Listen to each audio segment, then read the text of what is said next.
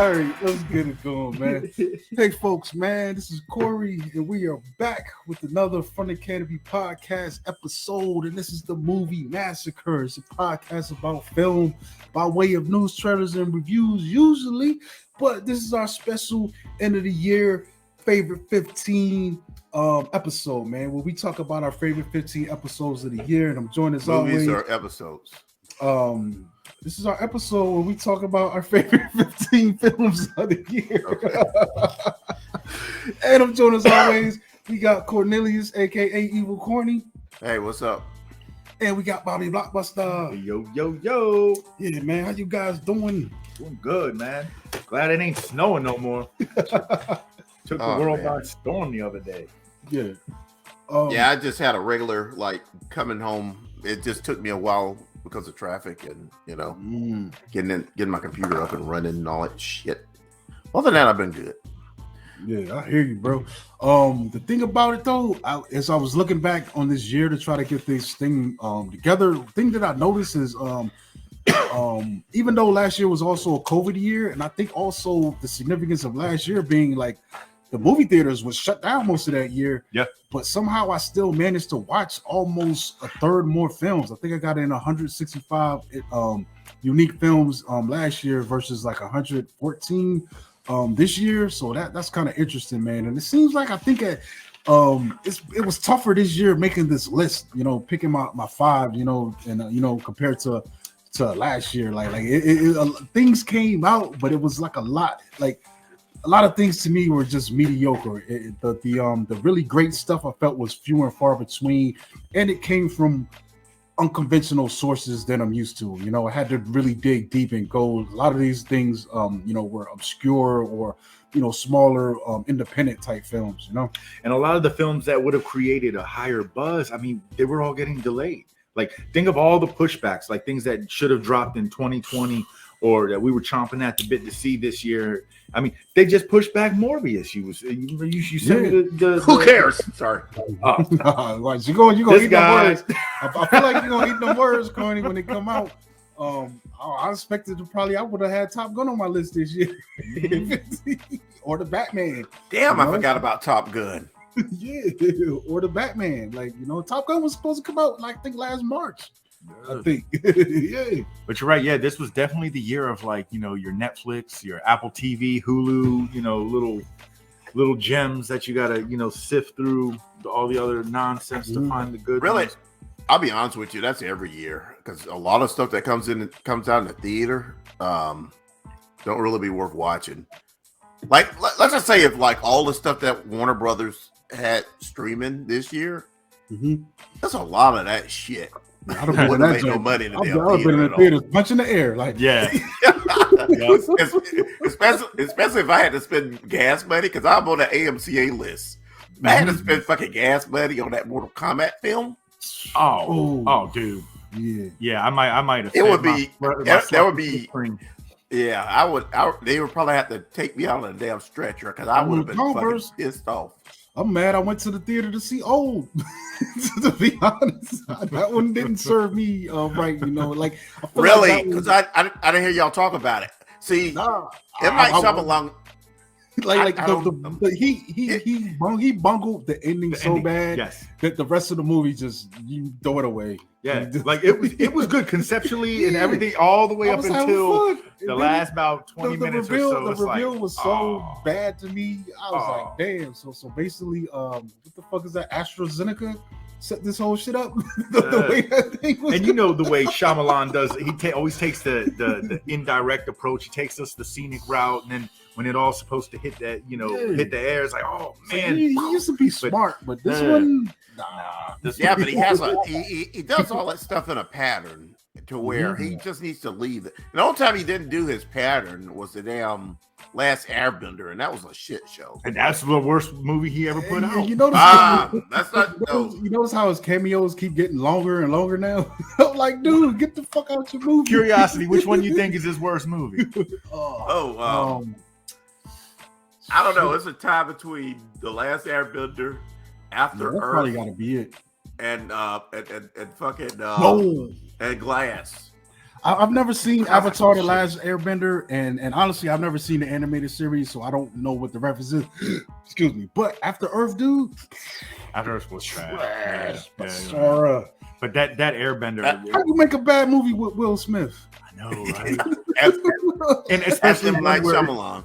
It's pretty much just him and his son. And Will Smith and Tom Hanks are probably two of the best actors that standalone act. Like they don't need a large cast or a lot of support. You know what I'm saying? They just they control it. But I'd rather watch Wild Wild West again than After Earth. Oh. Well, let's get into this thing, man. We got it. You get into we got a list of movies to go. You would have to have me in a damn straight jacket to watch either one of them motherfuckers. I'm just telling you. Yeah. I'll be like I can't think of the main character from there. But if you had to choose your poison, I'm thinking of taking the Wild Wild West. Like at least I can laugh at it and have fun with it. You got Robert Downey when he's still fucked up. Wild Wild West. Or what's that? No, my bad. What was that? Kevin Kline and that was Kevin Kline and yeah. Yeah, okay. Damn, my bad. Ralph Fiennes, Kevin Kline's.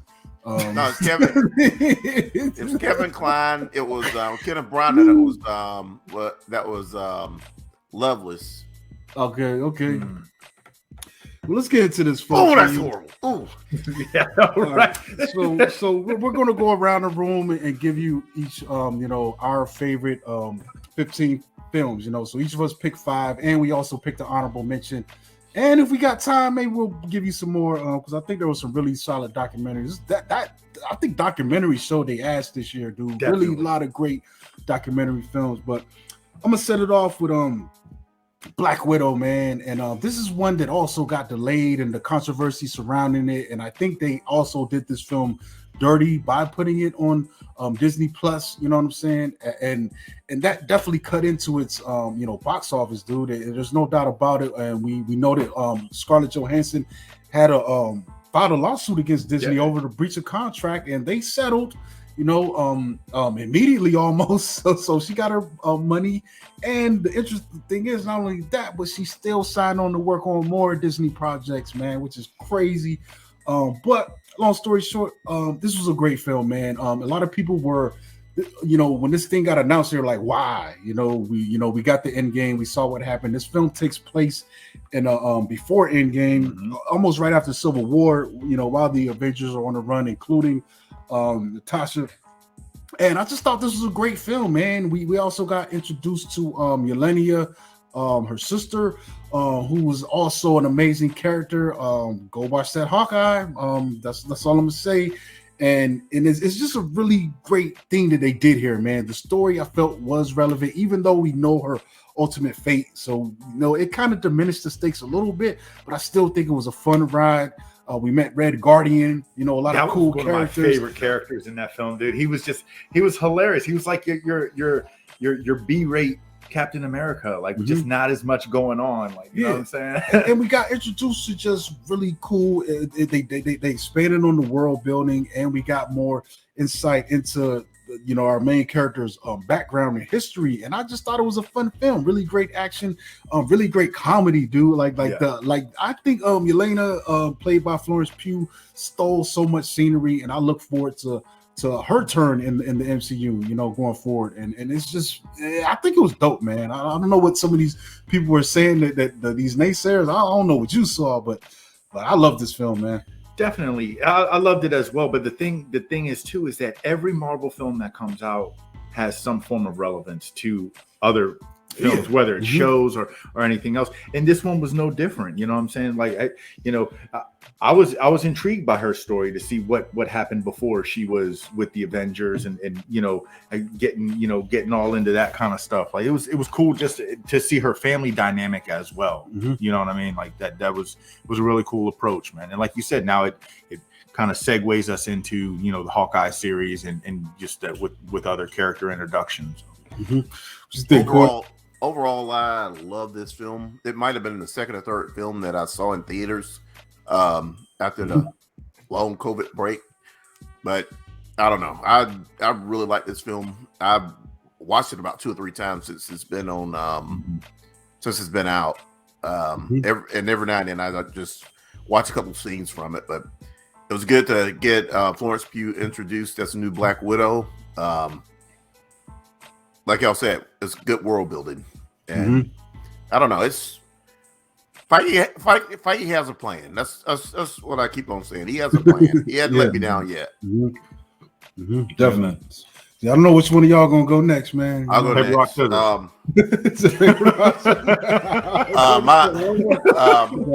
ain't playing Paper Rock. I got this. My number 5 movie is The Suicide Squad. It's not Suicide Squad. It's The Suicide Squad or The Suicide Squad. It's James Gunn. Not James Gunn. James Gunn's directed this film. It's a sequel and pretty much a reintroduction of the team. Idris Elba shows up as Bloodsport. You have John Cena as Peacemaker. 2 amazing characters, and then Margaret Robbie is back as Harley Quinn. Overall, I love this film. I kind of wish that I could have my James Gunn in both the MCU and the DCEU. He's pretty much an amazing director. I'll put it like that. He made this film, which was a sequel to Suicide Squad, a fun adventure action film, and you didn't really have that in the first film at all.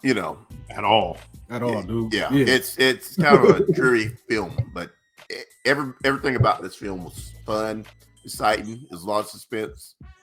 You get to see Starro at the end, which I would have never thought I would have seen that character in a damn film.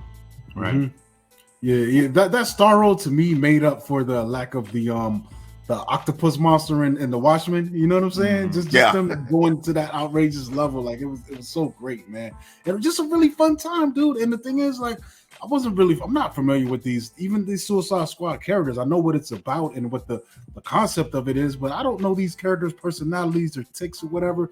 But they did a good job personalizing them. I love Idris Elba, as this de facto leader, Polka Dot Man. It just had a lot of heart and a lot of fun, a lot of personality, man. Great film. And also, like to y'all's point, I mean, the exposure to these characters, that was awesome, but it seemed like they just completely went a different direction than the first one, where like that first one was just it felt like it was fully focused on Harley Quinn, you know what I'm saying, whereas this one, every character had a purpose to serve, you know what I'm saying, be it big or small, whatever think of what's his name, my man, the dude that was dating Miley Cyrus, I can't think of his name. Shit. Peacemaker? No, he gets killed. Talking about Blackguard? I got his character name, not his actor name. Yeah, I was trying to think of his real name. The dude from Saturday Night Live. Yeah. Like it's about Blackguard in it. Yeah, it's like, dude, they kind of built him up in the trailers, and when you look, like, he's one of the first people on the cast list, and he dies within the first couple of minutes. You know what I'm saying? So it was just, but it was cool how they did that, and like you said, Corny, it was fun. You know what I'm saying? The action. And this just goes to show, like, a lot of the characters you don't know, but you might make a real good story off, off of like some of the lesser known characters in both universes. Well, he did that with Guardians. Now he comes back around and boom, he does it again. From this, it spawned a Peacemaker series. Yeah. You know what I mean? Yeah, that's coming soon. Yeah. So, hey, man, he definitely did what he needed to do. Did right by It'd be so crazy if we see some of the characters from the Suicide show up in that series as well, which I think is going to happen, man. Yeah. I think that's going to happen, dude. If Idris Elba's character shows up in there, it's going to be amazing because even Amanda Waller, dude. Like, it's just going to be like I can see that. Yeah, that's crazy, man. What you got, Bob? So my first one, it's 3 films, but you can't bring them up as individuals. It's the Fear Street trilogy that was brought to us by Netflix, And the reason why you have to bring these up as a trifecta, first and foremost, is by how they released them. You know what I'm saying? The first one was released on July 2nd, which was a Friday. And then each following Friday for the next 2 weeks, you know what I'm saying? You got another installment. And I mean, this whole series, the way that they did it was just so cool to me, because like, at the same time where they're paying homage to, you know, some of the most notable, you know, slasher/horror films that would help, you know, structure a film like this, they also kind of found a way to stay in their own lane. You know what I mean? And by doing this, like this almost like time machine style, where the first one, you know, is given to you in 1994. So of course, what was ringing bells in 94, you had Scream, you know what I'm saying? And you get that screamish vibe, but like I said, it still stayed in its own lane.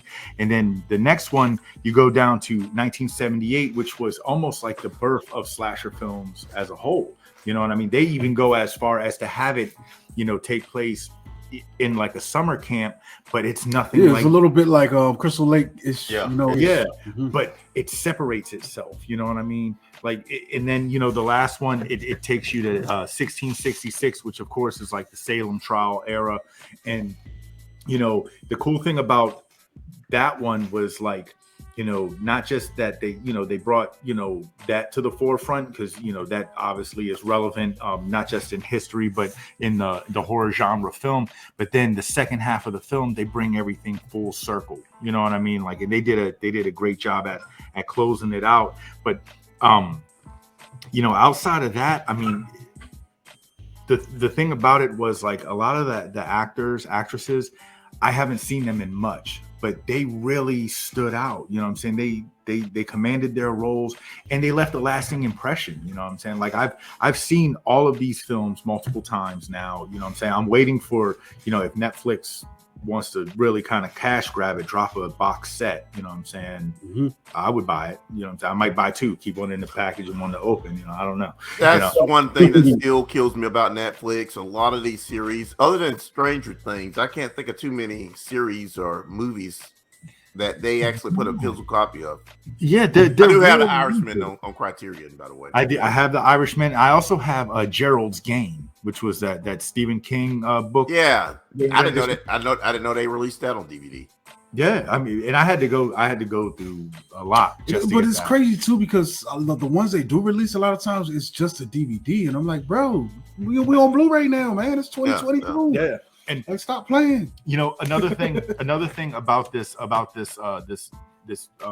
franchise that really like struck me on a personal level is I used to read the Fear Street books. They were brought about by R.L. Stine, who gives us, you know, your Goosebumps books. And the Fear Street series, or a line of books that came out, was supposed to be geared more towards, you know, the teenage group, whereas the Goosebumps were younger.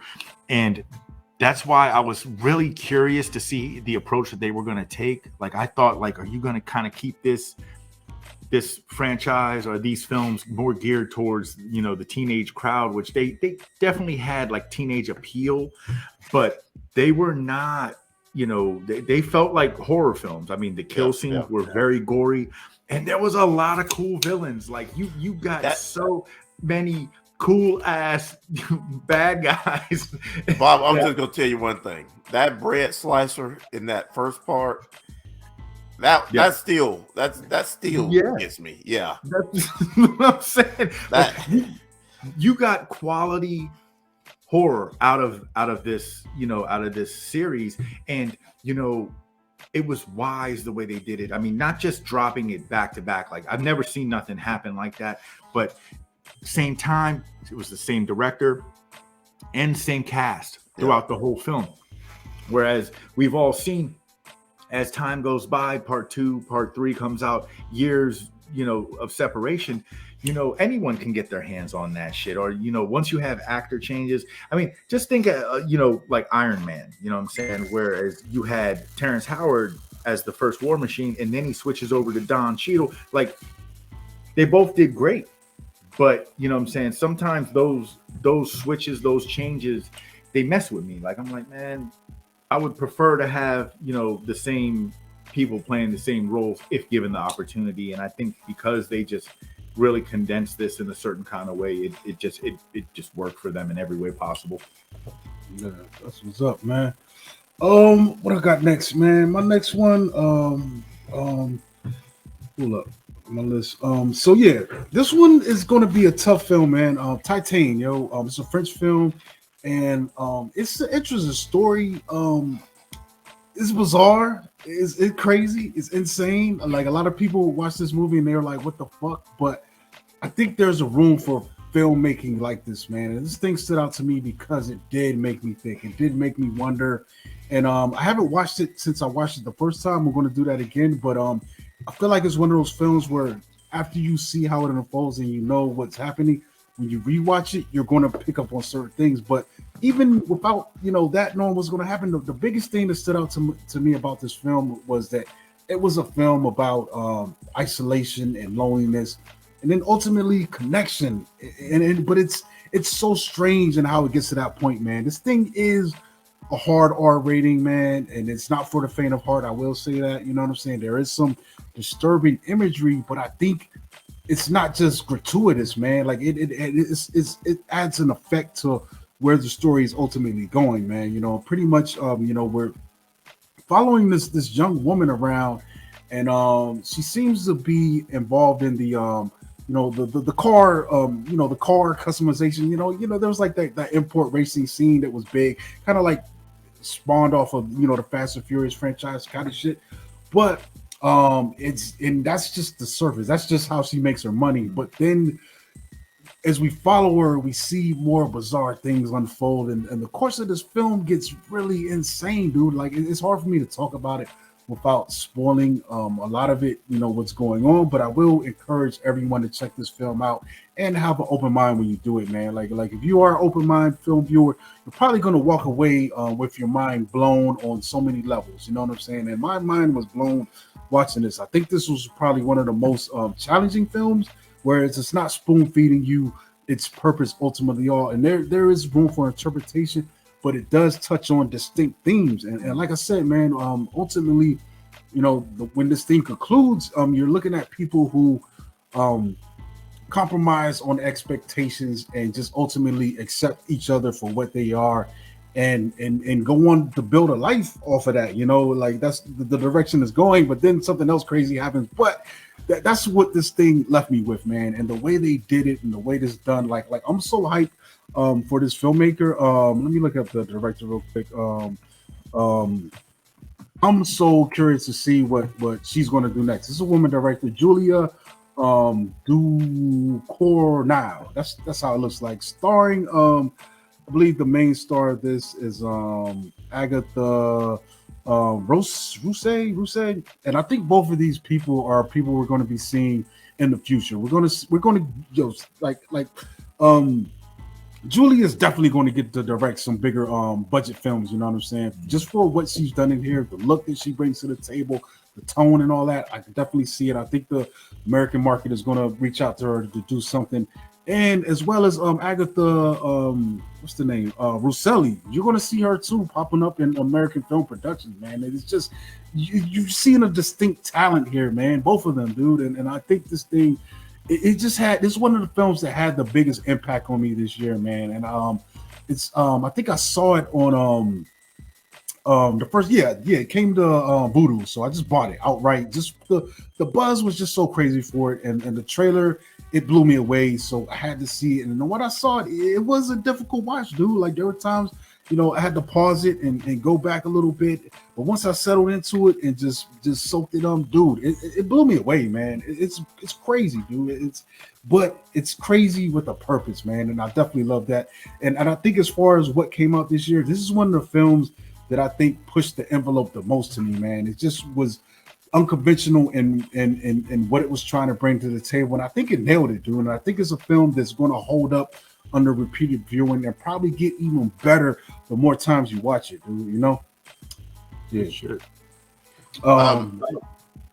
The same director directed a film called Raw, and it was about and that film's insane. That's I've seen that. I haven't seen Titan yet, but I've seen Raw. Yeah, I think Raw was great. Stomach twist. Raw was good, and for the horror genre. But I think this one, stands out because I feel like there was a deeper message, in being trying to be told with this film as opposed to Raw. It's like Raw was my first out the gate album, but then this film is like the sophomore album where I start to refine my craft and get more purpose driven. Yeah. So what you got, Corny? My number 4 film of the year is Last Night in Soho. It's basically, I will consider it being a bit of a giallo type film. It's kind of a murder mystery. The main character goes and it's kind of reliving the life of a woman like in the 1960s that she believes might have been murdered. It's directed by Edgar Wright. He's one of my favorite directors. This is a different type of film for him. This might be the first film he did without any real solid comedy in it. So it's a little bit of different tone of type film. I really like this because this way he's not going to be like the British Kevin Smith for me, because he has his guys that he works with, and he's kind of changed it up a little bit, but it still kind of stayed in somewhat comedy. But this was a good film, and without spoiling anything, I really liked it. Yeah, it's still on my list to check out, man. Yeah, I wish I had the it time with it, but it's I'm seeing it now. It's available to rent and buy on our digital platforms, so I'll probably check it in very soon. It comes out like on the 18th of this month. That's when it's going. Oh, okay. So I'm seeing ads for it. I thought it was because I'm looking at my Facebook and every time. I think Voodoo has an early release for it. Oh, that's what it is. Yeah. This was just in the theater like last month, right? Back in October. Yeah, I got a little bit of a run. Yeah. Okay. October. I would say end of October, going into November. Okay. I might have saw this before I saw Antlers, if I'm right, but I might be wrong. Okay. All right, good shit. Yeah, so my next one is a film called Pig. And this one, to me, what I'll say, surprising is the best way I could if I had to use one word to describe this film, I was utterly surprised in every way. Like I remember when we brought the trailer up, we joked around about how it's going to be another style of like John Wick, you know what I'm saying? Except Nicolas Cage looks like a mountain man. And the thing of it is that, I've seen a lot of revenge films, and this one definitely follows that genre, but it does it in such a unique way and just takes such a different approach that's why I feel like I'd be doing myself an injustice if I didn't bring this film up, for my top 5 end of the year films, just because of how it struck me. So pretty much, Nicolas Cage is our main character, and he lives out in a remote cabin in the woods. I want to say like somewhere in Oregon or something like that. But he's a truffle hunter, truffle guy, mm-hmm. And he has a truffle pig, and some people just show up in the middle of the night and they take his pig, and it's just him and the pig in this little cabin, and he goes on his path to try to find his pig, and without saying anything else about the plot, that's you would think, like, you hear that, okay, at some point he's gonna come across the people, and he's gonna start to kick ass and do this and do that, forcefully get his pig back. But it just, like I said, it takes a completely different approach on all phases. And what I really liked about this film as well, outside of just the storyline just taking me completely out of left field, Nicolas Cage commands the screen. Whenever he is on the screen, he has this certain look. He looks so like dingy and just like dirty and out of the loop that you wouldn't think that this guy at some point in his life could have been somebody that was highly revered or prestigious, or even rubbing elbows with high profile individuals. You wouldn't know whether he is or whether he isn't. He has a certain look about him. And then, like, this like blank expression on his face, and I mean even his voice is monotone. Like you get no emotion from this dude except for when he's talking about his pig. You know what I mean? And I feel like for him to be able to do the things that he did acting wise in this film, it's what made this film great. Like if this would have been somebody else, I don't think the film would have hit so hard. And another thing that I really, really, really loved about it is once you start to get into the meat and potatoes, because it's constant buildup. You know what I'm saying? Like from right out the gate, the love for that he has for his pig is established within the first 5 minutes. They don't waste a lot of time on that. And then the whole rest of the film is just build up to this ultimate, climax. But when you reach that point, at many times I thought I had it figured out and I didn't. And then when you finally just reach to that climactic point, that last half an hour is just, I mean, it's amazing to me just to see the approach and the angle that was taken. And I feel like, yeah, if it wasn't Cage, it wouldn't have happened the way that it did. Because he has a way of conveying his emotions, through his films. Like I'm a big fan of the Cage Kirk out, so that's what I was waiting for. The Cage Kirk out. Where that's a local term around here in DC, and it goes back. So Kirk out in DC, that's like Captain Kirk from the 70s when his madness. Okay. That's what we call it, man. Like we were like, it's so funny, man. DC, and you're bugging out or you're spazzing. Yo, that dude Kirkin, Kirkin, like don't Kirk out, don't Kirk. For instance, that's why to Kirk out. Like just think of it, like in Mandy, after he came back from being all beat up, and they took his wife, and he goes back into the closet, and he chugs the fifth of vodka, and he's like in the bathroom in his underwear. Yeah, that was a great Kirk out. That was a great Kirk out. And Cage does it well. He does it very well, and like Kirk out. You keep getting these points where you're seeing the water hit boil, and you're seeing everything start to bubble, and you're just like, yeah, fuck yeah, do that shit, and it just. I just want to say shout out to the homie Robbie from up in New Jersey. I introduced him to the Kirk out back in the college days, so he knows what you're talking about. There you go. But yeah, man. Like I said, I enjoyed this film. This was just one I thought I had all figured out. And, like I love when a movie just takes me by surprise this way, where I go into it thinking like I can just break it down bit by bit. Like, yeah, man, these motherfuckers, why'd they even make this shit? I watched it with intentions of making jokes about it and coming on the show like, yeah, man, turn the oven on, we're going to cook this motherfucker. And, I did anything but that, what I'm saying? Like, I liked it so much. I bought the damn DVD. I bought it too. And everything. I bought it sight unseen because it was on sale, but I enjoyed it too, man. It's a great revenge flick, and I think what they decided to do with it elevates it above, what it was on paper, what the trailer showed us. It did enough, meandering away from what we normally see in a film like this to make it stand out and be unique. And its performance is good. And it's like 90 minutes, so you're not stuck in here all day fucking around. They got to the point and they did it well, and they sold it. And it's a film that when it ends, you're just sitting there like damn.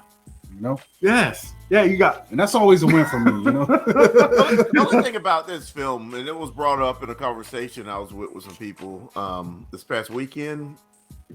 I just wanted him to just take a shower during this whole film, especially when he cooks for the guy. And I mean, you can tell like his little onesie thing that he'd be wearing underneath his clothes used to be white at some point. Yeah, I know. I've seen the film. It's only look like Rocky's sweatsuit in Rocky. Yeah, man. Yeah, it looks stiff. Like if you take it off, it's gonna look like a dude standing in the corner. Right. I mean, a whole time. Like in between watching all this, I was just imagining like in Spirited Away where Chihiro lets in like the river spirit, and he said I just remember like how Yubaba and Chihiro were looking when that state spirit went through there, and like you could just see how they animated. You gotta just see how they knew that was the smell.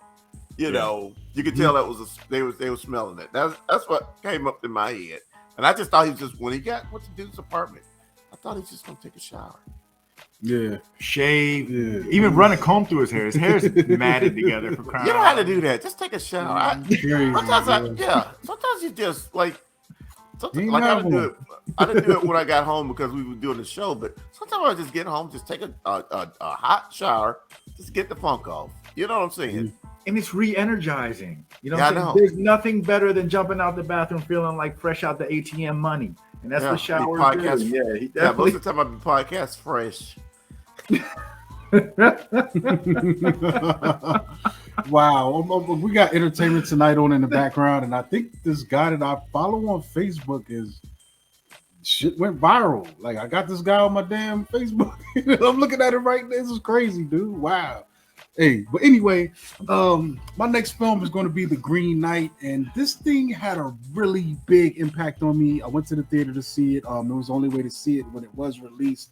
And I think that was a great strategy. This is an A24 film. Who directed this Green Knight, Corny? I know you know. You gonna leave me hanging? Shit, I'm drawing a blank. I'm looking it up, so I just start for time. David Lowry. Yeah. David Lowry. Remember Mike Lowry? Mike Lowry. But he did, Pete's Dragon, which I gotta watch that, dude. The Ghost Story. Ain't Them Body Saints. That's another film he made. But anyway, this thing is dope. It stars Dev Patel. It's a retelling of the Green Knight, King Arthur's story. You watch this show at any time. I've always said box office poison is anything to do with the King Arthur when you try to make it into the film. And I think this is the first one, in my opinion, in a long time that breaks the curse. And it's just a great film, man. You know, we get basically the premises. Was it Christmas? When this thing Christmas happened? game. Yeah, so Christmas, the Green Knight rolls into town while everybody's celebrating. We've got this knight on the side, played by Dev Patel, who's just kind of just floating through life in a way, man. He has no real purpose. He is part of the king's court, but he's not important enough where the king is sending him out on missions or asking him to do anything. He's kind of just there because of his mom's closeness to the throne. You know what I'm saying? So, Christmas Eve, I think, or was it Christmas Day? But I forgot. But the Green Knight Christmas Day. Yeah. All right, yeah. So everybody's celebrating and drinking, merry-making, as they say back in them days.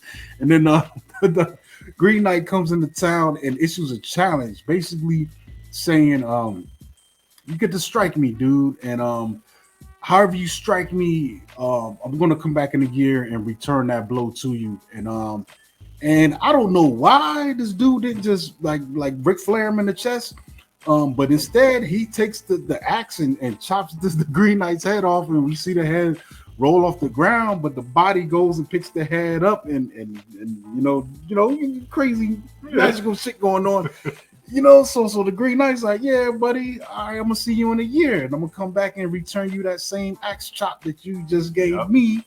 And that's the part that's funny to me, because he had the opportunity to hit this guy any way he wanted, but I think, because he had no purpose, he had no respect at that time, he saw this as a chance for him to get his glory, and he took it without really thinking.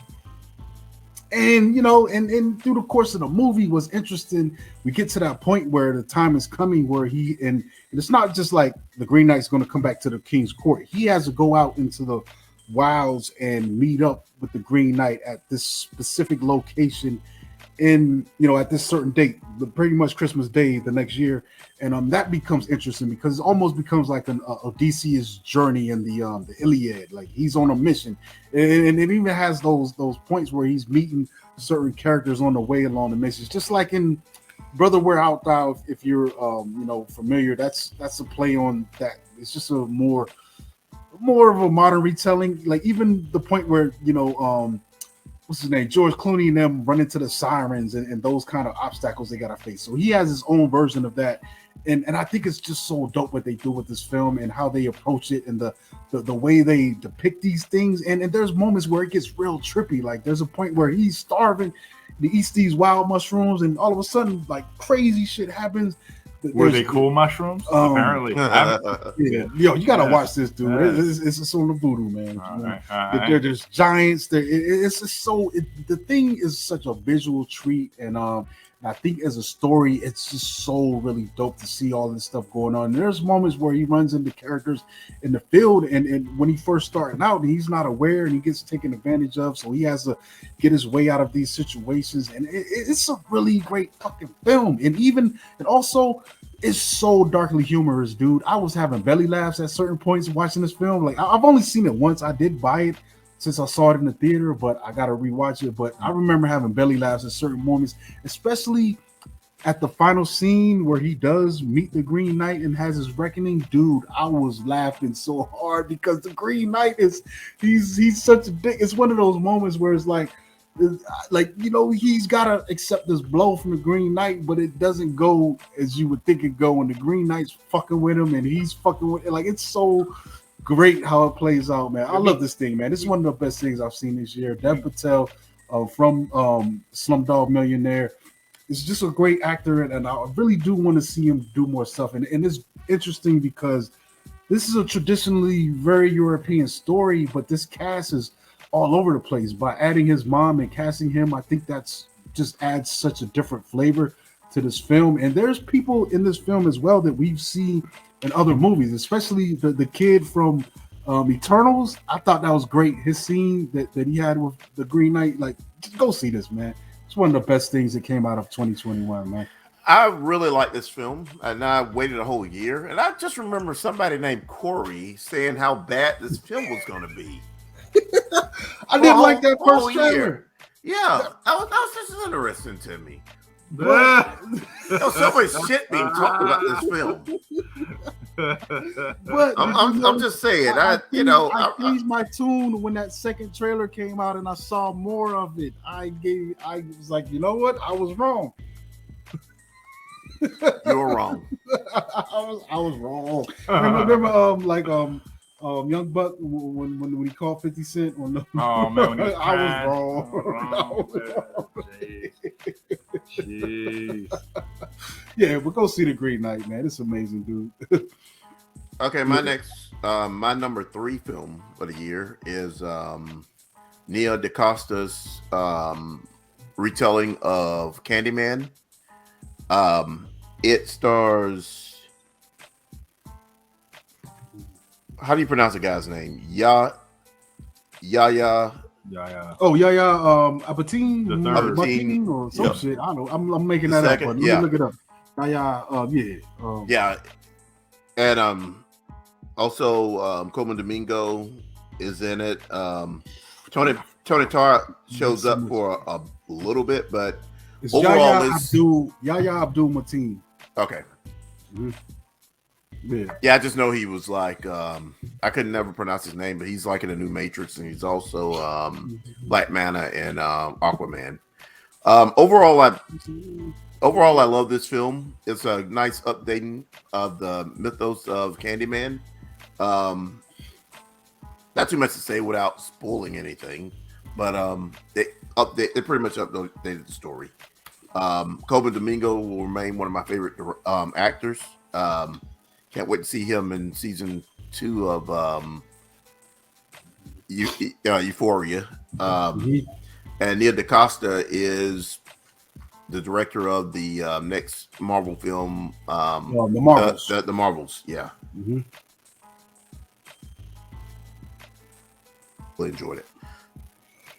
And it's my man. I really enjoyed it too, man. Like, it was one of the ones, like, honestly, dude, like I had to bow down, man, because after I watched this, I went home and watched the original, and I love Tony Todd. Like he is Candyman, but as far as the film itself, I think this was a superior film than that, man. Like yeah, I can't take anything away from Tony Todd's portrayal of the character, and it was dope to actually see that this thing, it's not a reboot or a remake. It ties into the original film, and we even get Todd in this one. But I just think that the what they managed to do in this stands out to me. It holds up better. Like, I think if you if you're really critical and you know what I'm saying, you go back and watch that original film, there's a lot of holes in it, and just quality issues, and even some of the acting, man. But except for Tony Todd, like he was great.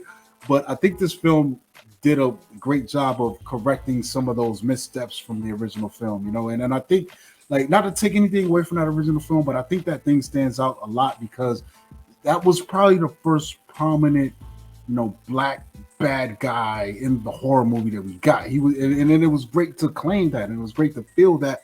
But I think this film does a better job of it than that original one did, man, and I loved it. Yeah, I think it was good. It was definitely relevant to the times that we live in. You know what I mean? The acting was good. I'm still partial to the first one. Like you said, it does have a lot of holes, and the story is just kind of, it's just wonky, and a lot of times it just doesn't seem to make sense. But I'm still partial to it. But this one, I think that they did what they needed to do. They did justice by the franchise, and like I said, I'm to reinvent the Candyman, the lore of the of the Candyman as a whole, the way that they did. I thought that was a really that was a cool approach. It was a cool take on giving us something new, and that's definitely relevant to the world that we live in currently. You know what I'm saying? I thought that was a nice choice, a nice approach to take. Mm-hmm. You know what I mean? Good. So yeah, it's on me now, right? Yeah. That's on you. This one definitely for me is probably my favorite horror film of this year. And it's Scott Cooper's Antlers.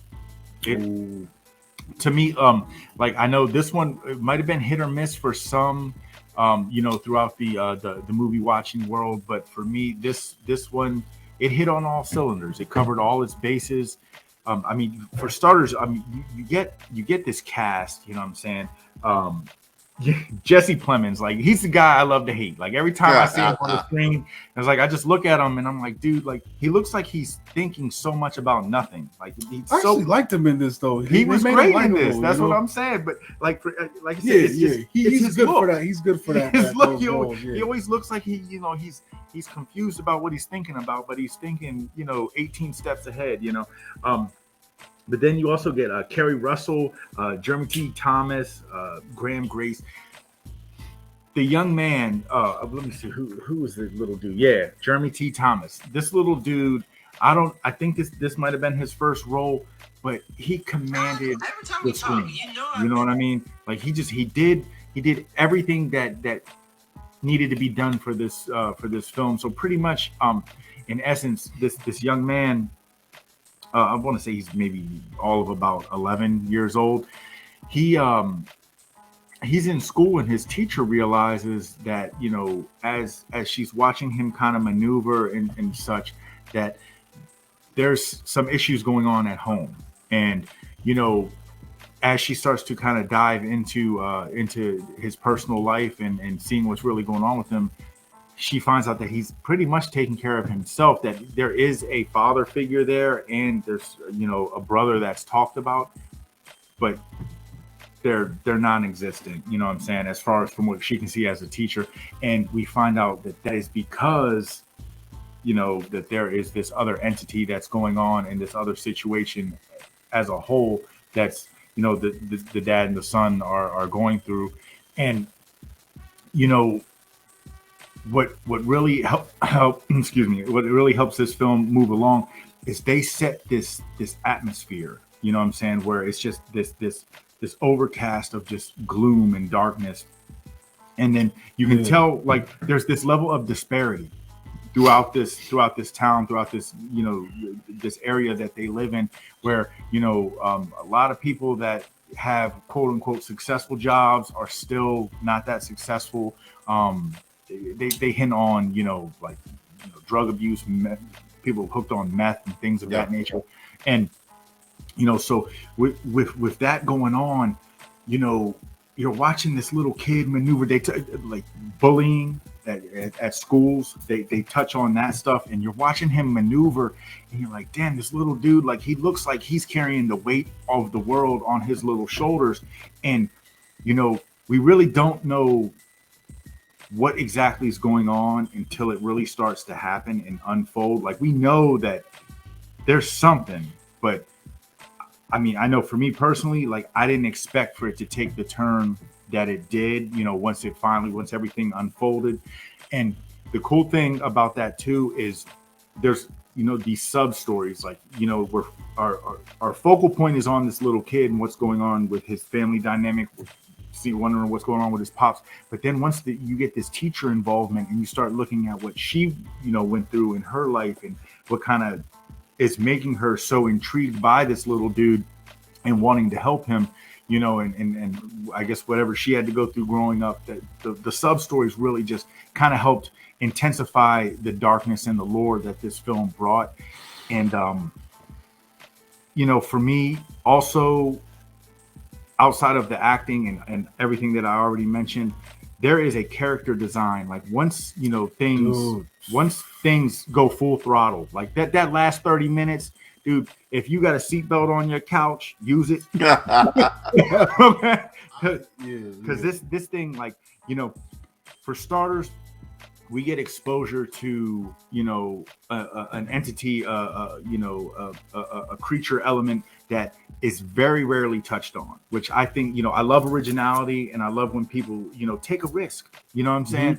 And the way that they brought this, this creature into the forefront was really cool.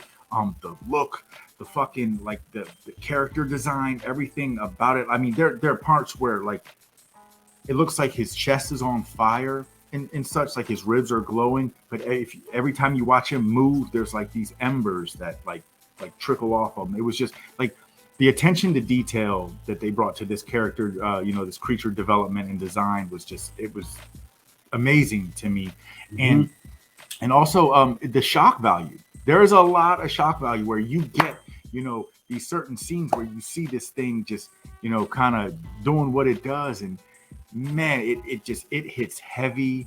And like I said, I love the look. I love this film. I've watched it multiple times. It moves at a steady pace too. I mean, it's very, there's constant buildup and curiosity, and they hold that, throughout. But it's not like a slow drag. It's not like watching one of those films where you got to get through, an hour and 45 minutes to get 15 minutes worth of, oh man, come on. I did a rewatch of this last night. It just came out on DVD and really loved it. It's my second time watching, but it was as scary as it was first time going through. Even when one character goes to the house where the kid is living, that still holds up on the second watch. Yeah.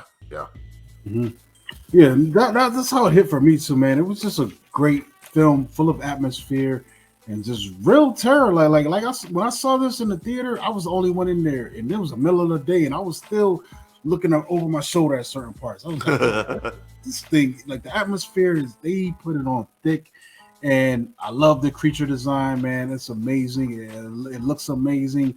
And I think it holds up. Even the finale, man, really tension filled. Yes. Kind of gives me an Aliens vibe in a way, once you see how everything unfolds. But I loved it, man. Like definitely was a great film to me, man. I kind of wish that they didn't hold out so long, I feel like this is something they probably could have sold to one of these streaming services and had a really good success with it. Because by the time it came out of theaters, the buzz had died down, and it was just it was also when they dropped it, it was like right when theaters were first reopening. So it was still kind of this tentative phase where people really they were open, but me, I'm crazy. I went immediately, and most of the films I was seeing at that time had very small audiences. It wasn't a lot of us in there. So one of the things too that was happening is I want to say that this came out the same weekend as James Bond, so I think that it might have been an audience split. This one came out October 29th, which also was very strategic, right before Halloween. Yeah, I think this was I think it was same weekend as the same weekend James Bond. Yeah. Dang, for real? Yeah. I remember seeing both of them the same day. Yeah, well, all right. So James Bond was at least when I saw it was October 8th. And I saw October 8th. Yeah, and I saw Antlers on the 28th. So there was a gap between them, so there was some space.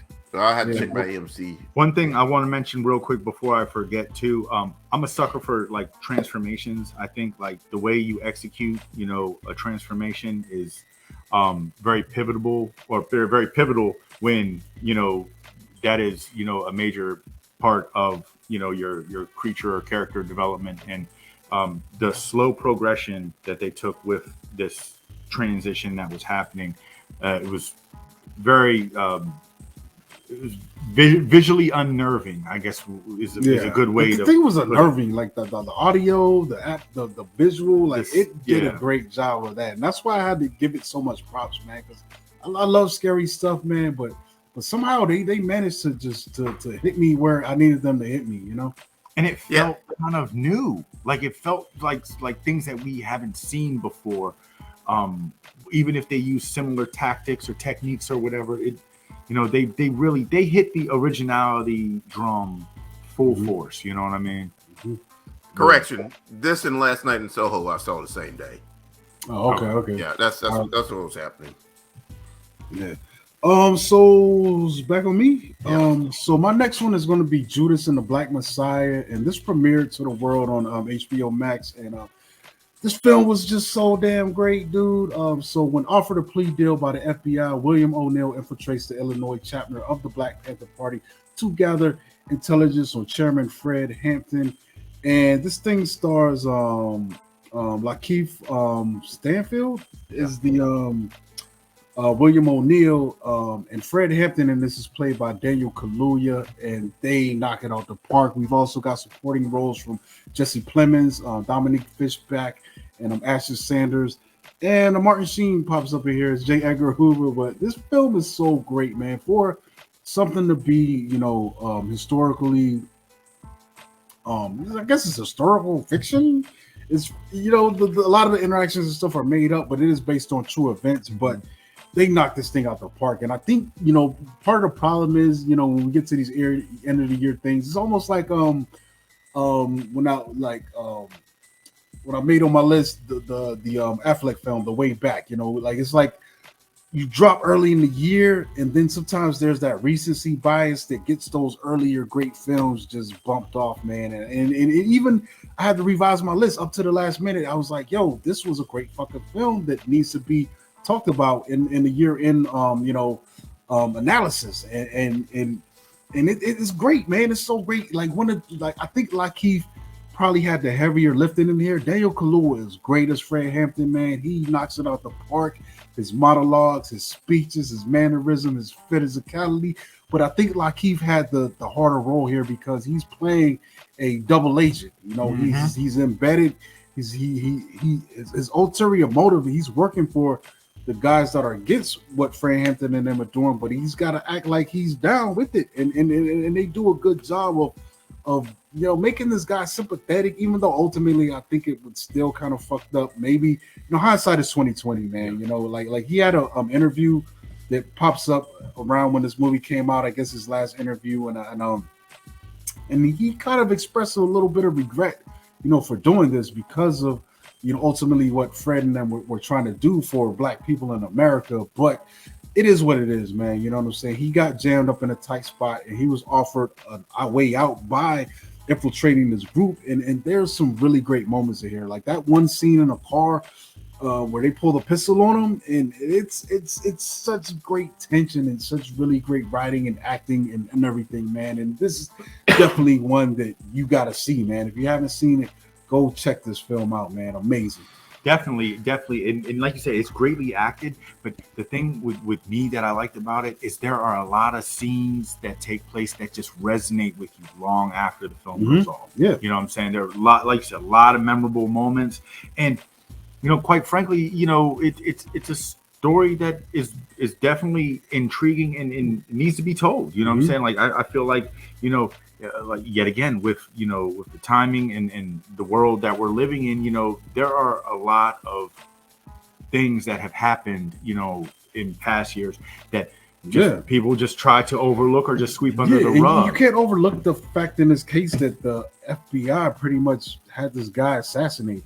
Pretty much, for all intents and purposes. Like J. Edward Hoover and his bullshit. Just for speaking out. Yeah. It wasn't like he was out here doing, major crimes. And other than just standing up and being disruptive to the status quo that they wanted to maintain. And he had to be taken out. Dude, remember, like they like jammed him up for buying ice cream, or it was something.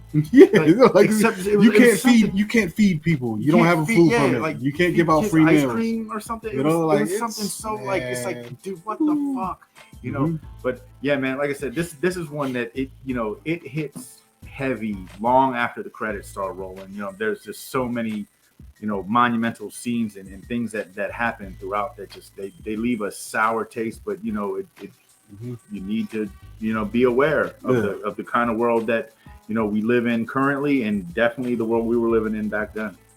Yeah, great film. I'll like this film. I kind of forgot it came out this year.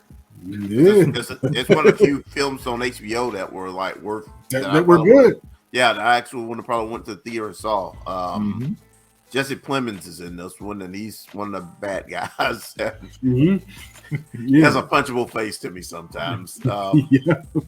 Yes, dude.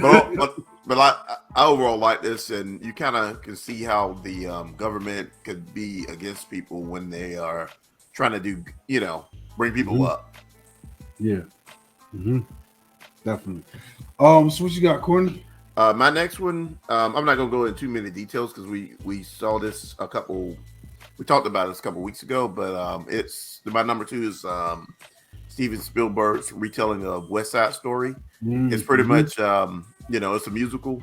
It's pretty much Romeo and Juliet, set in the 60s New York. You have 2 gangs, the Jets versus the Sharks. The Sharks, the Jets are all white gang, and the Sharks, the Irish, I believe. Yeah, Irish or whatever, and the Sharks are made up of Puerto Ricans, and the Jets really just don't like their neighborhoods changing, and they just just coming to terms with diversity in that side of New York. So it's kind of interesting too, because the Sharks in a way are hold on, I'm trying to think, just with the Irish, right? Yeah. All right, yeah. So in a way, they're kind of blaming their situation on the Sharks, which is kind of unfounded in a way. They're both kind of in the same pot struggling. But somehow, just because of the prejudices or whatever, they believe that the Sharks, the Puerto Ricans, are responsible for their lot in life. And it's really weird. Meaning, it's like universal story. Both of us ain't got shit. So, on paper, you would think, well, we should probably be allies, but it doesn't work out like that. For some reason, they blame the other group on their misfortune, and that's the conflict. But the only problem I have with this film is how people are overall just want to call it a flop. But I don't know. It's waited a whole year. Great minds think alike. I don't know. I think this one will have long legs though. Like it's it did what it did in the box office. Dropping in the middle of COVID, but also dropping near a blockbuster. Like like this thing comes out and it just got lost in the shuffle. But also I think there was a little bit of controversy with the star, Tarjaron Eggert. I hope I said that right. And people were blaming that on the success, but I don't think so, man. I think it's more just the fact that this is a film that musicals are kind of niche.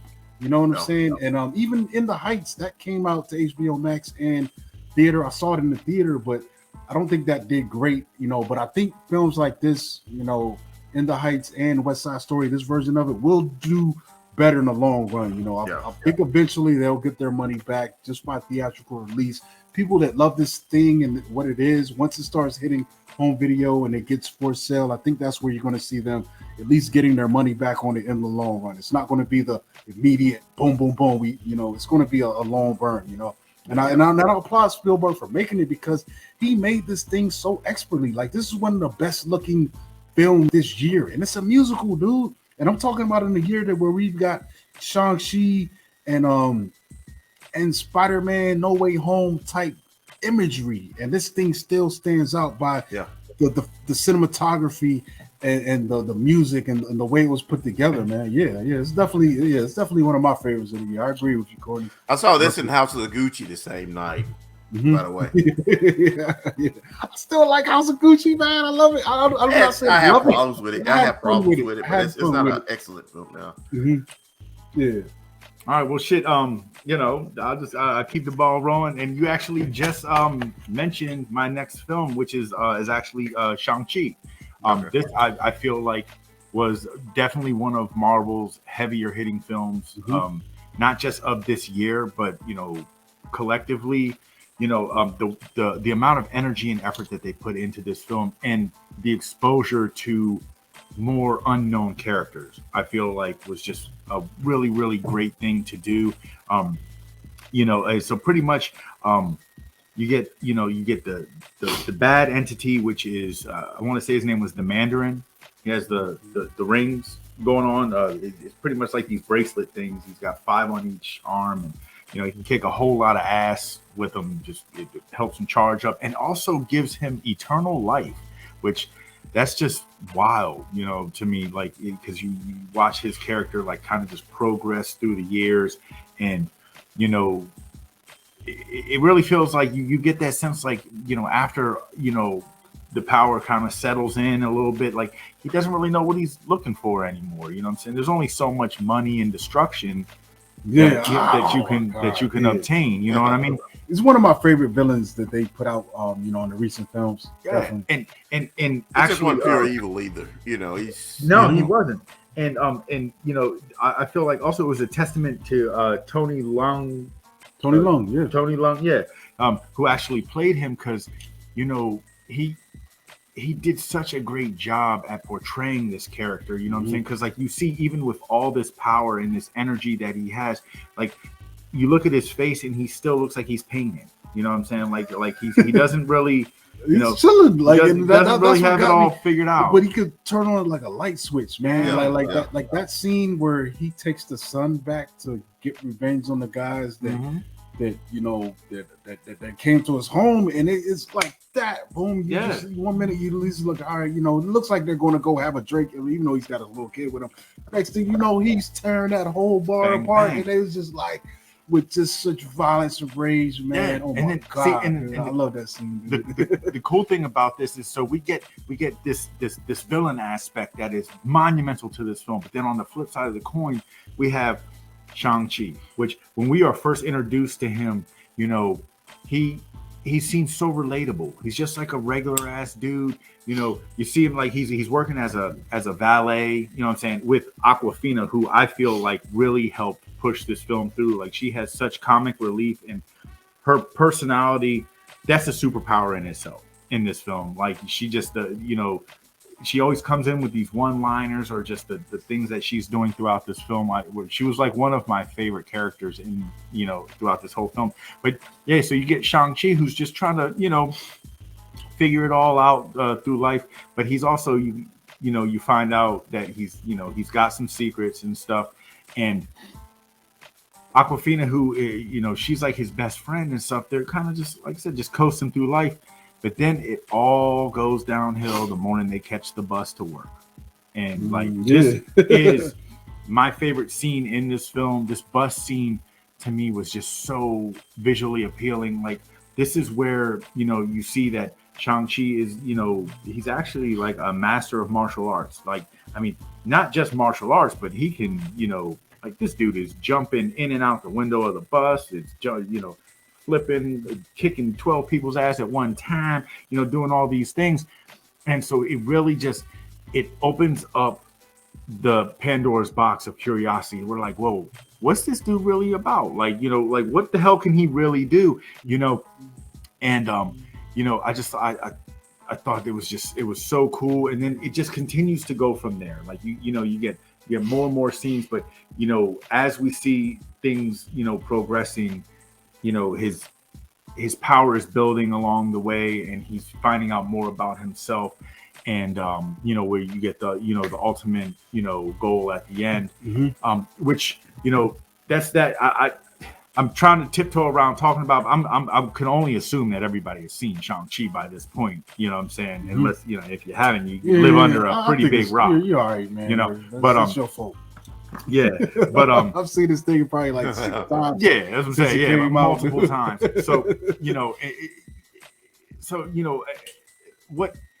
what I love about this film, what I'm saying, just getting off the storyline and what have you, because we've all seen it. The fighting choreography was it was so beautifully done. You know what I'm saying? Like the part where the Mandarin meets the mom and they're like dancing in the woods. It kind of reminded me of like House of Daggers or Crouching Tiger, Hidden Dragon, or House of Flying Daggers. I'm sorry, you know what I'm saying? Like you just see like with the wind blowing and they're fighting, but it's almost like they're dancing in a sense. That was really, really cool. But then, the technique behind, every time Shang-Chi starts throwing his hands, you don't really know what move he's going to do. Like, I mean, he's just so technical with it. And, I thought that was really cool. He will fuck Iron Fist up, yo. Yeah. Oh, yeah. Without the powers. Or like, even like the scene where he's fighting with his sister, you know what I'm saying? Which that was cool too. Cause like, you get Wong through this, like the Wong cameos. I thought that was really cool. But, what also like, they should make Wong the next Tony Stark. What I thought was really cool too. I mean, this one is a solid 2 hours. I want to say it's about 2 hours 12 minutes, give or take, 2 hours 15 minutes. And the way that they spent like the first half of the film, within the first 40 minutes, you get so much that happened. That's like, damn, you think the film could come to a close in another half an hour or so, and you'd walk away satisfied. But the way they kind of like gave us this almost like in essence like a two-parter kind of thing, like the whole first half of the film, you're getting this like all this martial arts action, and there's a lot of comic relief and all this character building, and we're just kind of figuring things out. And then once you get into that second phase, it gets like real majestic and magical. You go to what I want to say it's the Ta Lu, or this place where they have these wild looking creatures, and I think that was just really cool. And there was this level of seriousness, you know what I'm saying? Because it's like, shit's about to go down. It's way bigger than just, what Shang-Chi and his pops got going on, you know what I'm saying? Like this village needs to protect their village and everything like that. I feel like the whole dynamic of this film, and also the special effects were very, very, very like visually appealing. You know what I mean? Like just like I said, the fight scenes, but then anytime they start like throwing the flames, or the dudes throwing the rings and stuff, it looks really fucking cool. So I like I said, I have nothing bad to say about this film. Very, very entertaining from beginning to end. Yeah, it was great, man. It was definitely a highlight of my film going experience this year, and it's like you said, man. I don't got nothing bad to say about it, man. I've seen it so many times since it came out. I bought it. I watched it on Disney Plus. It's amazing, man. Like, and it just a character like this character, like in the comic book world, honestly, he's nobody, right? But they continue to make these characters so great. He's a master of kung fu in the comics, by the way. Yeah, but nobody bought that book or whatever he was in. He might have popped up in Heroes for Hire. I think he was running around in that circle, but Marvel made him a household name. It's just like they did with Iron Man, and just like they did with Avengers, man. Avengers was like the secondary X-Men in real time. Yo, you bought an Avengers books if you had some change left over from buying your main books. That's what it was, man. And now these things, they've made them great, and I'm so happy. Especially we've lost some Avengers, since that Infinity Endgame run, and it just feels great to have characters like this to continue on. Continue the MCU on. It's amazing. I really liked Shang-Chi, but I didn't have a problem with any Marvel films this year. Make mine Marvel. I hear you, man. So let me see. What's my last one that we got here on this thing? My last one is going to be where we at? Oh shit, I'm looking at the wrong text. Yeah. My last one is going to be King Richard, man, and this is going to be Will Smith starring film about the Williams sisters' dad, he's integral in their career to getting them into being, the biggest tennis players on earth, pretty much. You know what I'm saying? Like not since and it's been a long time. Think about it. Like the last really big name was probably like Federer, and they've crushed him. You know what I'm saying? Since he was, killing it in his heyday, man. But this film is great, man. Let me look at the director and all that. Starring Will Smith as is the Williams sisters' father. Directed by Reynaldo Marcus Green. And it's just a great thing, dude. We got Will Smith playing the pops. We've also got Demi Singleton playing Serena, and we got Sanaya Sidney playing Venus. We've also got John Berthal playing Rick Mackey, who's a coach that was integral in taking them on and taking them to the next level. We also got Anjanae Ellis, who I think was really great in this film as their mom, dude, and various other people. Dylan McDermott pops up in this, Liev Schreiber, different people, but overall, man, That wasn't Liev Schreiber. For real? Why is No, that wasn't Liev Why is Schreiber. he on here? It says Liev Schreiber, it's Paul Cohen on here. I don't know. We'll get into that later. You know how I feel about the details. But anyway, this is a great film, man. This is just a film about a guy who he was a guy that was often misunderstood and vilified in the media. And I think sometimes that happens when you buck the system in a way, and he bucked the system to go to bat for his daughters, man. And I don't think they would have had their success without him doing what he did, for better or for worse. And there are, and I think it's great because this film takes the time to point out the flaws in this guy's character, you know. And and a part of it was like, yeah, I'm trying to get my daughters to the next level, but part of it, I'm doing this in a way to feed my ego to accomplish things that I wasn't able to accomplish with my life, And there's also an interesting scene. I think they touch on it a little bit. Some people say they didn't make a big enough emphasis on it, but the fact that he had other children out there from previous dealings with women before he got, with Venus and Serena's, mom, and she had children when they got together. So, Venus and Serena are his, but there's also, I think, 3 other daughters involved in his family, that he put together, but it's just a testament, it's great looking at the sacrifices that he made to make this film. I do want to point out Venus and Serena are involved in the production of this. So all that talk about, why is he the focus? And they did this. They wanted to pay homage to their dad, who they credit to giving them their career and their successes, the things that he instilled in them, the training, the going out to the tennis court on late nights in bad weather in the gang infested neighborhood, and I think those are some really good things that this film emphasizes, man. This is definitely one where, bring your tissues, dude, but in a good way, you're not dwelling in really shitty situations, but my tears were more tears of joy and like it's beautiful, dude. It's perseverance, beautiful to look at the things that unfold in this, man. Like even going back to that confrontation when the shitty neighbor called the police to his house because she felt like he was going too hard with training them. This thing has such powerful scenes. Will Smith is really great in this film. The girls themselves playing them, especially Sanaya as Venus, man, like out there on the court, doing the tennis stuff, like that was blowing me away, dude. Like she really had to smack them balls and run around the court. Like that's, that's like they definitely trained them up to do that. But it's amazing, man. The thing is, it's so believable. It looks great. John Berthal is right now. He's my favorite. He's great. These little side supporting roles that he's been getting lately, man. Like he killed it in this too, man. Like. It's a great film, man. Check it out. Overall, I didn't recognize him at first until I, because he didn't sound like himself at all. He's actually playing a character, Yeah. He's good, man. He's got it, dude. I've seen him just eating little bites over the years in other films, and he's got it, man. Especially his running that Punisher thing on Netflix. Oh my god. Yeah. bye. Yeah.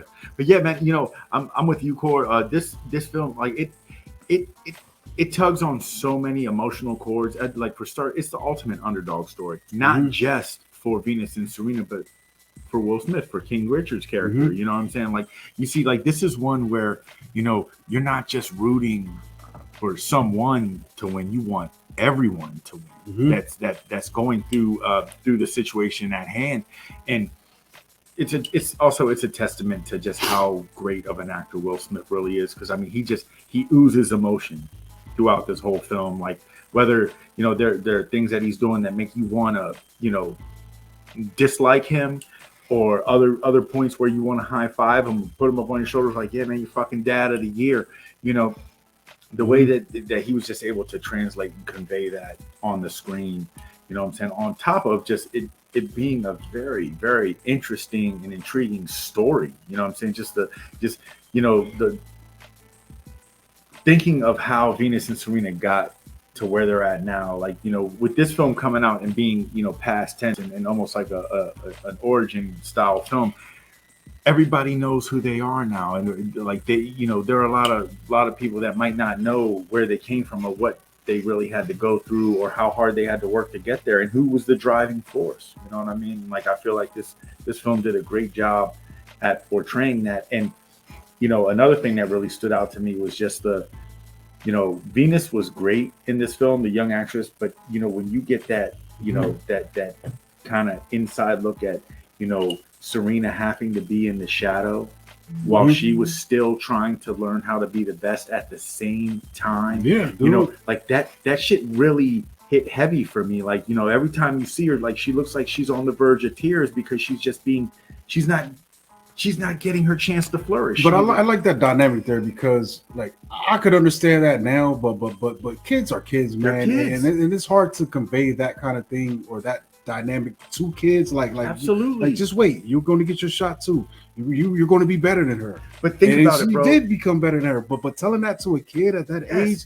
That's tough, man. No one wants to be the one that doesn't get picked on the team. No one wants to be the one to be told to wait or you'll get your chance next time. I mean, she was pretty much just, an afterthought, but she wasn't, you know what I mean? But it's still like the way that they portrayed that in the film, like it just tugged on another emotion. Yeah, it made her work harder though. Yes. Yeah, Most definitely. Made her work harder in there. Definitely.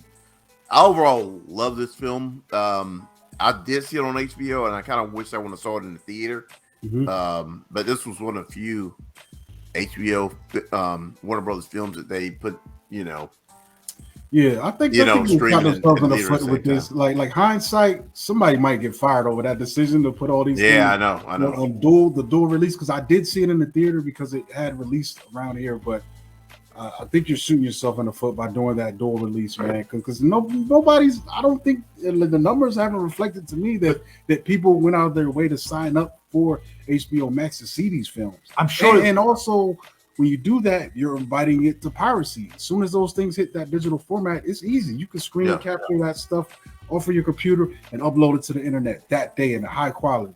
They had to definitely get a spike in numbers, though. Like at the time when this first came, when they first numbers, dropped that, I feel like you gonna let that out. Yeah, like about probably viewership. Probably viewership. But I think the people that already had it watched it, but I don't think it got many new people like they would think to sign up for that to watch this. But then again, there wasn't a high list of movies either. Like it was only maybe 4 or 5 movies they did that with. No, they did a lot. Everything. Yeah, Mortal Kombat, the Matrix, all of the things.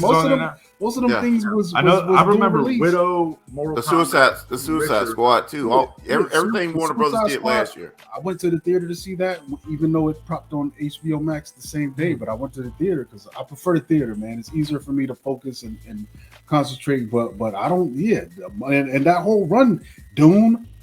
So I don't think they made the money that they could have made if they just did these things straight to theater. Here's what I would have done. If you're going to announce that, put it straight to theater, and then maybe 2 months later, put it on your streaming platform.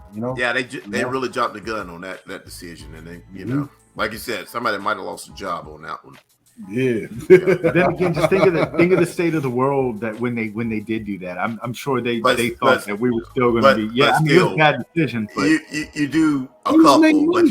you don't say a whole year. Yeah, things make You know. money. Like Fast 9 when that came, they made money. Yeah. They didn't do that shit. They made money though. In the middle of with the same limitation, the same COVID was going on as when this other stuff dropped, and they made money. So I think they shot themselves in the foot in a lot of ways, with dropping it that way.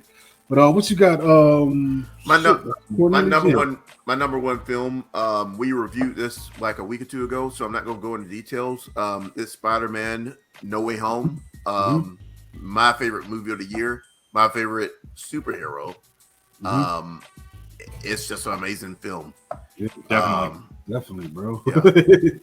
I mean, it's the most fun I had in theater, and I pass it up to you because I knew one of us was going to bring that up. So I'm not even. It's not really much I can say. Is that that's the most fun I had watching a film in period this year. And it doesn't get as crazy as Titan or all of that, but for what we go to the movies for, this thing delivered in spades. Yes, it covered all his bases. I mean, he gave us the action that we look for, but the emotional compass as well. Like this one, there was a lot that was going on that, even with all of the spoiler trees that were trying to float around and stuff, there were still just jaw-dropping moments and just points when I was just watching this film, like, damn, man, I can't believe this shit is really going on. By far one of the best, if not the best films I've watched this year.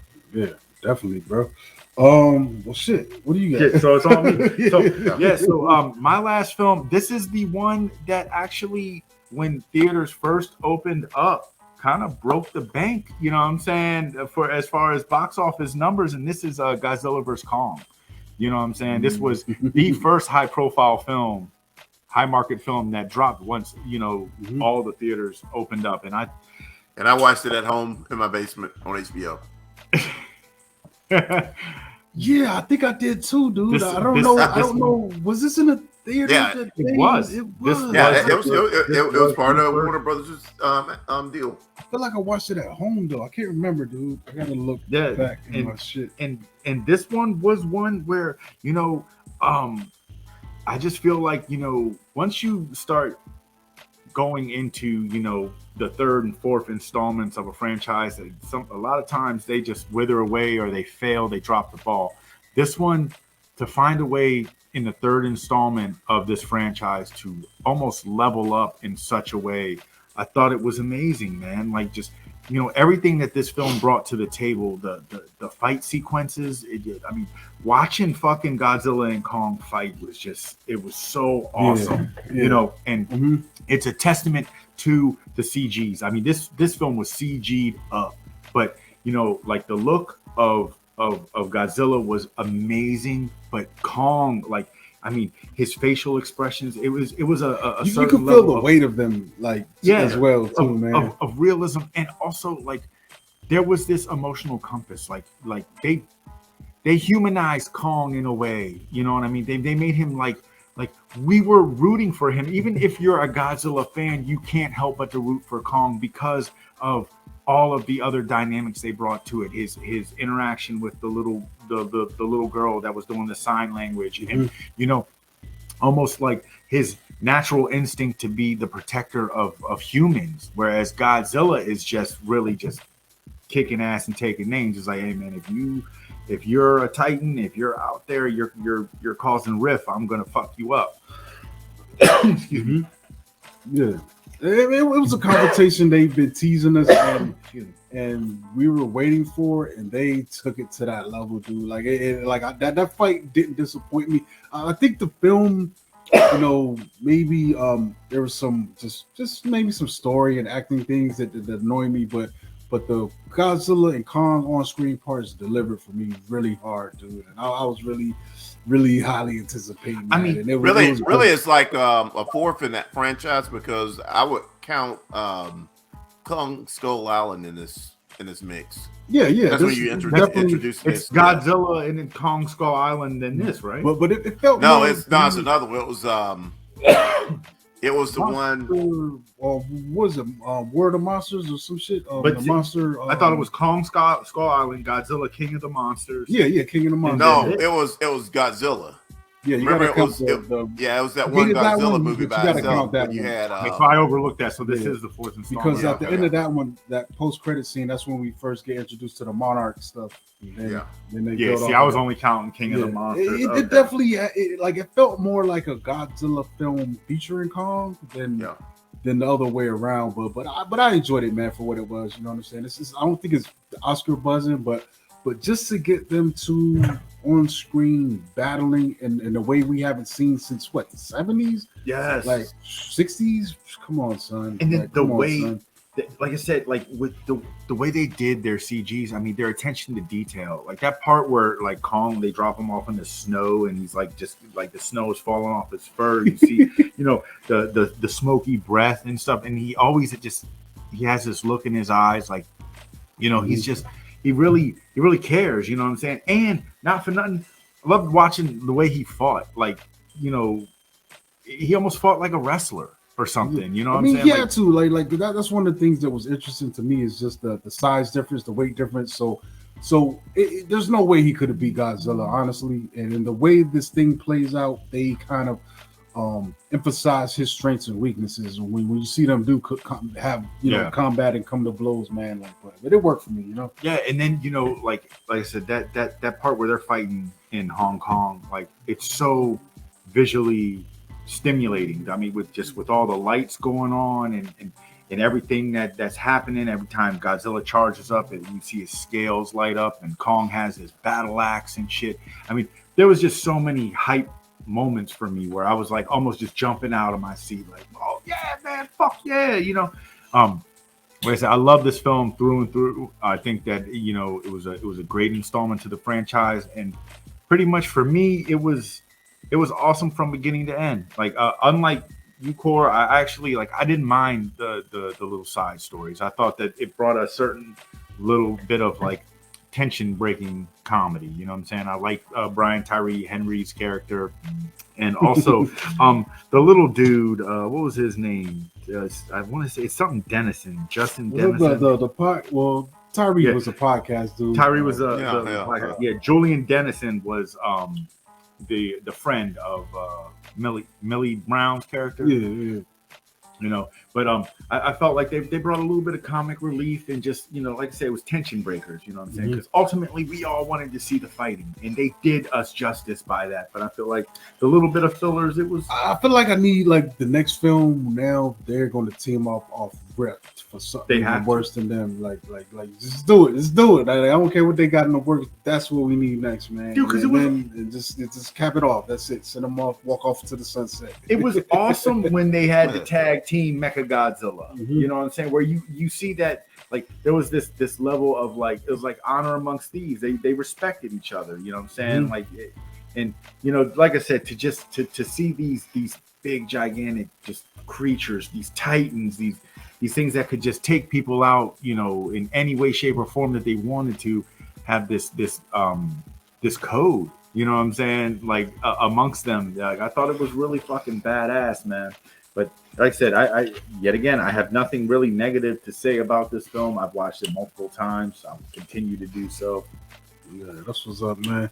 Only thing I do want to mention, we'll just run around real quick. I'm not going to elaborate on the films, but just the things that didn't make my list that I do want to mention, and I want to mention Shadow in the Cloud. That came out earlier this year too. I think it was January, February.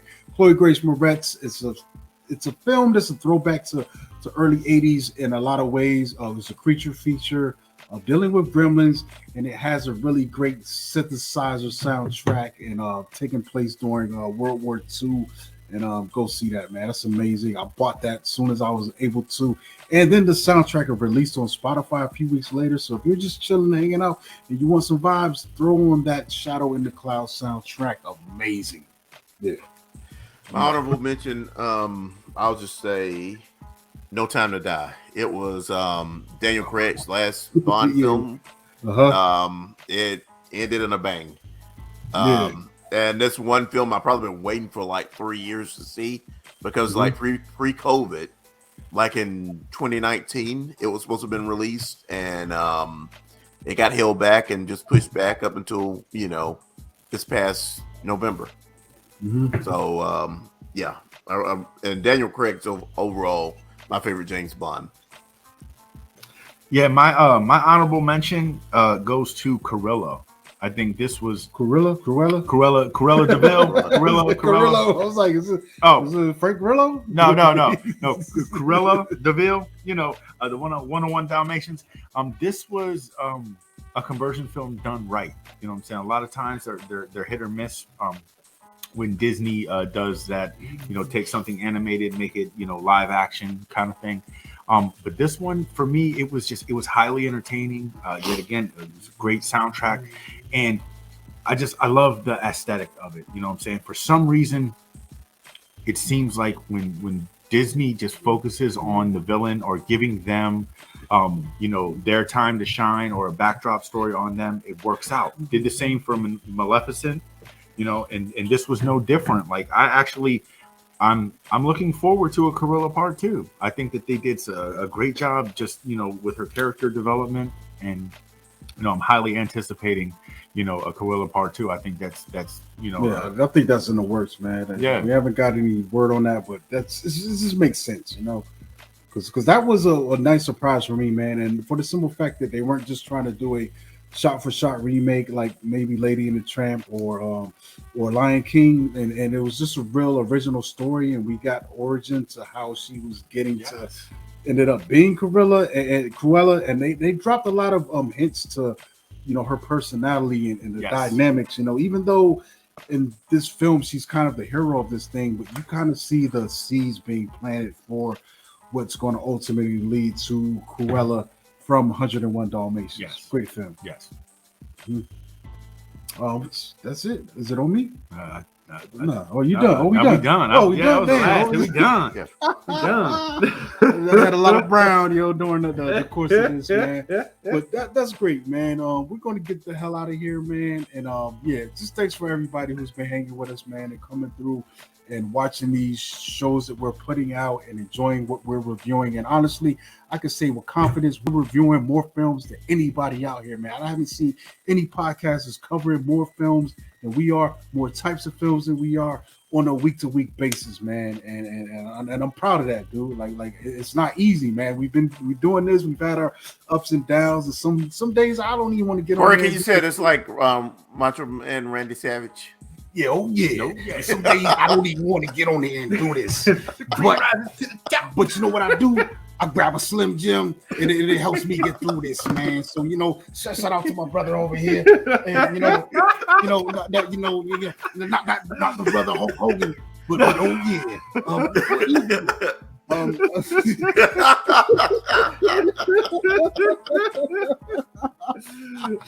That's what you remind me of when you start talking. When you're talking. But honestly, man, no bullshit, man. Y'all keep me going with this, man. I see the reactions, I see the views, I see all that going up, and I'm grateful for it, man. So we're gonna just keep doing what we've been doing, man, and go harder, into this next year and bring you more, man. Like it's nothing, man. Get on here. Like, you want to see what you want to watch, or maybe what you want to avoid, just turn us on, man. We're gonna be right here, dude. We're gonna be right here on this channel. We're gonna be here on the Spotify, on the Podbean, wherever you listen to your podcast, each and every week, giving you what we think about these movies that are coming out, man. Definitely. Anything else I want to say? Signing out, Bob. Well, I mean, like I said, just to piggyback on what Corey said, man. You know what I'm saying? Like I said, we're gonna keep it coming. I mean, we was watching movies way before we was reviewing them. Mm-hmm. You know what I'm saying? So that's nothing that's never gonna stop. It's never gonna change. You know what I'm saying? Whether we have good things to say, bad things to say. That's the beautiful things about the art that is called filmmaking, is that beauty is in the eye of the beholder, or the opposite side of that. You know what I'm saying? So like I said, I appreciate everybody who loves and supports us, watches us, and keeps us doing what we do. You know what I'm saying? So yeah, that's what's up, man. I'm Cornelius Bros. You can find me on Facebook, Twitter at Cornelius1976. Instagram, Cornelius Burrows, and TikTok. At some point, I'll probably start doing TikTok videos, but in between that, I'll just be in my basement watching movies, in the theater watching movies. And I just want to know, what's your favorite kind of Slim Jim? Teriyaki. Beef teriyaki. It's been a long time since I had a Slim Jim. Teriyaki. Like, I can't do it, man. I haven't had no prep time, man. But look, this has been Cory. You can catch me at Monkey Blood on Twitter, Instagram. Follow the podcast at From Canopy on Twitter, at From the Canopy on Instagram. And we out here. We on Facebook as well. From the Canopy Podcast Network on YouTube. And we're going to see y'all more and more this year, man. You know, we got some exciting things coming. And yeah, Bobby Blockbuster, you know, you might can catch me on Instagram every once in a while at Bobby Blockbuster 118. Yeah, that's what's up, man. All right, we out of here, folks, man. Tell Mr. Fuji. It's like,